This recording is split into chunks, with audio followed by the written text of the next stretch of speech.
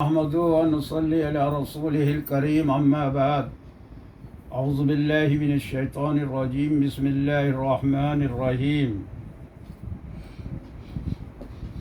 میرے محترم دینی بھائیوں اور بہنوں، جب مومن بندہ دنیا سے جانے اور آخرت کا رخ کرنے کو ہوتا ہے تو اس کی طرف آسمان سے فرشتے آتے ہیں جن کے سفید چہرے سورج کی طرح روشن ہوتے ہیں۔ ان کے ساتھ جنتی کفن ہوتا ہے اور جنت کی خوشبو ہوتی ہے۔ یہ فرشتے اس قدر ہوتے ہیں کہ جہاں تک اس کی نظر پہنچے وہاں تک بیٹھ جاتے ہیں۔ پھر حضرت ملک الموت علیہ السلام تشریف لاتے ہیں، حتیٰ کہ اس کے سر کے پاس بیٹھ جاتے ہیں اور فرماتے ہیں، اے پاکیزہ روح، اللہ کی مغفرت، اس کی رضامندگی کی طرف نکل کر چل۔ چنانچہ اس کی روح اس طرح سہولت سے نکل آتی ہے جیسے مشکیزہ میں سے پانی کا قطرہ بہتا ہوا باہر آ جاتا ہے۔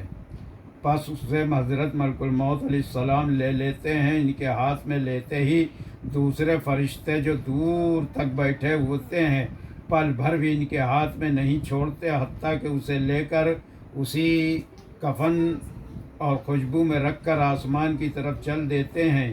اس خوشبو کے متعلق ارشاد فرمایا کہ زمین پر جو بھی عمدہ سے عمدہ خوشبو مشک کی پائی جاتی ہے اس سے اچھی ہوتی ہے۔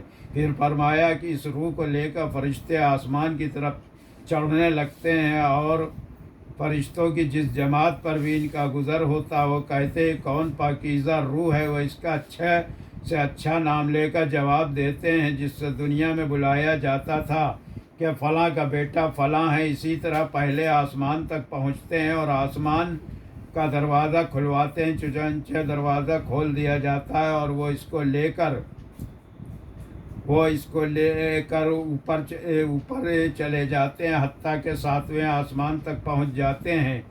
ہر آسمان کے مقربین دوسرے آسمان تک اسے رخصت کرتے ہیں۔ جب 7ویں آسمان تک پہنچ جاتے ہیں تو اللہ تعالیٰ فرماتے ہیں کہ میرے بندے کو کتاب علیین میں لکھ دو، اسے زمین پر واپس لے جاؤ، کیونکہ میں نے انسان کو زمین ہی سے پیدا کیا ہے اور اسی میں ان کو لوٹا دوں گا اور اسی سے ان کو دوبارہ نکالوں گا۔